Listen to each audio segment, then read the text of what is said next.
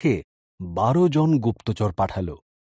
12 জনের মধ্যে 10 জন গুপ্তচর বলল, আমরা সেই দেশের লোকদের কখনোই হারাতে পারবো না। কিন্তু যেহোশুয়া আর তার সঙ্গী কালেব বললেন, ঈশ্বর আমাদের সাহায্য করলে আমরা তাদের হারাতে পারবই। ভীত লোকজনরা সেই আত্মবিশ্বাসহীন 10 জন গুপ্তচরের কথায় বিশ্বাস করল। ঈশ্বর বললেন, একমাত্র তোমার সন্তানেরা যেহোশুয়া এবং কালেবের সাথে সেই প্রতিশ্রুত দেশে প্রবেশ করতে পারবে। আর তাই 40 বছর মরুভূমিতে থাকার পর সেই সময় আসলো। যেহোশুয়া তার 2 জন বিশ্বাসী গুপ্তচরকে যেরিহোতে পাঠালো। সেখানে রাহব নামের এক স্ত্রী লোকের সঙ্গে তাদের দেখা হল।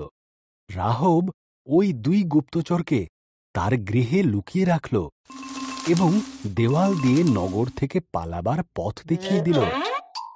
2 গুপ্তচর এই স্ত্রী এবং তার পরিবারকে রক্ষা করার প্রতিজ্ঞা করল। ইসরায়েলীয়রা জর্দন নদী পার করতে এগিয়ে এল। যাজকরা আগে আগে গেলেন।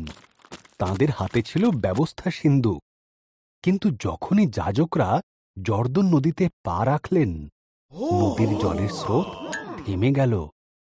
সবাই শুকনো মাটির ওপর দিয়ে হেঁটে নগরে প্রবেশ করল। তাদের দ্বিতীয় লক্ষ্য হল যেরিহো নগর।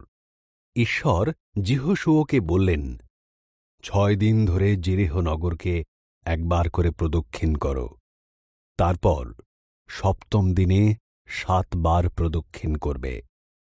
ঘুরতে ঘুরতে তুরি বাজাবে, চিৎকার করবে। দেখবে নগরের দেওয়ালগুলি ভেঙে পড়বে।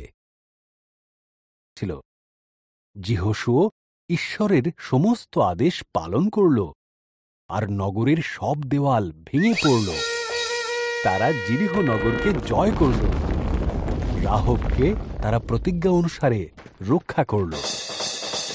ঈশ্বরের সন্তানরা এইভাবে সেই প্রতিশ্রুত দেশের অধিকারী হল।